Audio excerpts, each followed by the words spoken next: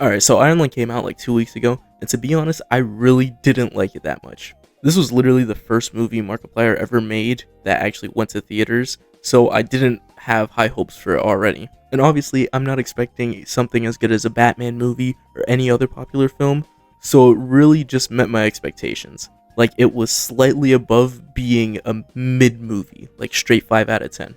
And like I said, going into the movie, I was already expecting something that wasn't really bad, but wasn't really good either. And I feel like the movie was exactly like that, really. Like, the acting was way better than I was expecting, especially when it came to Markiplier, so that was pretty good. That was a nice surprise. And I like the intercom lady. I forgot her name, but I like how she portrayed that role of being an authority figure, but also being just as scared and clueless as everyone else in the film. And I like the feeling that the movie kind of tried to bring out of basically being helpless. Like, everyone there kind of feels helpless. It was a good idea, and they did a pretty good job of just showing you within like 5 minutes that there's no turning back. Like, there's no saving him. I also really liked how they kept kind of teasing the audience too by having Simon and the intercom lady keep talking about how he's going to be freed and how he's going to get out, or even when she promised that he was going to be freed. And the concept is like the last thing I liked about the movie off the top of my head. But putting us into a world where the silent rapture took place, and now everyone who was left behind is just kind of lost, sounds so cool to me. And for those of you who don't know, the silent rapture is basically an event where all life-bearing planets and all stars in the universe just kind of vanish. They're gone. So like, think of Thanos' snap, but way worse.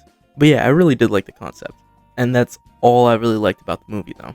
The rest of it either just wasn't for me, or it wasn't that good overall. The first thing I want to talk about is how the concept was executed. Like I said like 2 seconds ago, I love the idea for this film. What I didn't really like was the lack of world building that there was, in my opinion. Now, I didn't play the game or watch a full playthrough, like I just kind of skimmed this. But as far as I can tell, they didn't really add too much to the idea of the game. Now, like I said, I didn't play it, so you can correct me if I'm wrong in the comments. But all they really added was being at the dock in the beginning where she kept wiping the blood off, and the chatting with the lady over and over again, and the auditory hallucinations. I don't know if that happened in the game. I know that there were still like the visual monsters and whatever, but off the top of my head, that's all they really added to it. The whole movie just didn't really feel like it had a backstory besides the quiet rapture and Mark being a criminal and being in a group and all that. Like, they bring up the filament station over and over and over again, but never really explain exactly what happened there besides the fact that Mark got betrayed and people died. Like, that's about it.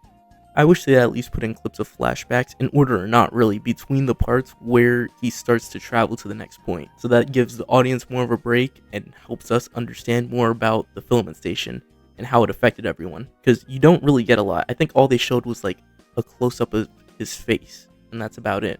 And that kind of turns into my next point a little bit, where there wasn't a ton of character development in my opinion. Like, all the characters didn't really matter to me that much. Like, the intercom lady seemed like the most well-written character, which is kind of crazy to me when she isn't even the main character. Like, when you boil it down, all we can really say for sure about Mark's character is that he's desperate. That's all he really shows us. Simon's character never really changes until the end, where he's like, alright, I'm about to die. I might as well help these guys out. He's desperate the entire time until his death, and the only thing that really changes in the movies, at least that I noticed, were his emotions. Like, he gets angry, he gets sad, he's all that, but there's not really change of his overall character in the 2 hours and 7 minutes that he's on screen. But on the other hand, the intercom lady had to change from being an authority figure, controlling Simon, giving him orders, all that, to literally begging him at the end of the film and being at his mercy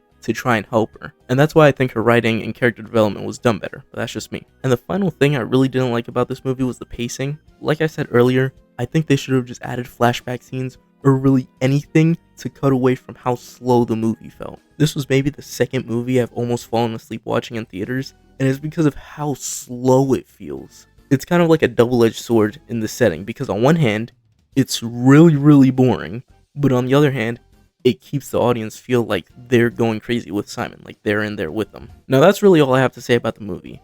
But oh my god, bro, I have to rant about the people that are glazing this film. Like, at this point, I think it's rage bait, because every time I see a video about it, it's just full of people glazing the film, and it actually pisses me off a little bit. Like, I'm not even lying to you. These people would deadass sit here and say 100% seriousness that this is one of the greatest movies ever made, or a 10 out of 10 film. And then they'll try to call you stupid for saying it's not that good. Or they'll do the exact opposite and make themselves seem like they're smarter than you for liking it. Like, I can't tell you how many times I've seen a comment like, 10 out of 10 movie, but you probably won't like it if you don't have an attention span. It's a great slow burn movie. Like, bro, just adding the word burn after slow doesn't change the meaning to it, bro. You're just admitting that the movie is slow as hell while giving a kiss to Markiplier's content cock. I have still yet to see a decent argument for why Iron Lung is one of the most revolutionary things in cinema history. Anyway, that's really it for my rant, and let me be really clear. I don't think this movie is horrible, or that the people aren't allowed to like it. You know, to each their own, you can like whatever you want to like. But my entire point is that these people are glazing the hell out of a movie that performed just as well as his usual videos when you actually calculate how many people watched it. I love Markiplier's videos and all that. I literally grew up on them. But this movie is literally a 6 out of 10 basically everywhere you look. And it's not that bad for a first-time filmmaker too, especially when it was independent. My biggest issue was really just the glaze that everyone gives this movie. I wish the reviews were more authentic, if that makes sense. Because it feels like everyone just went and saw Markiplier and they were like, you know what, Markiplier made it, it's a 10 out of 10. But I just can't wait to see what he makes next time, and I hope it turns out a lot better than this. Anyway, that's all I have to say. I'll see you guys next time. Seriously though, who the fuck plays this and thinks it deserves a movie?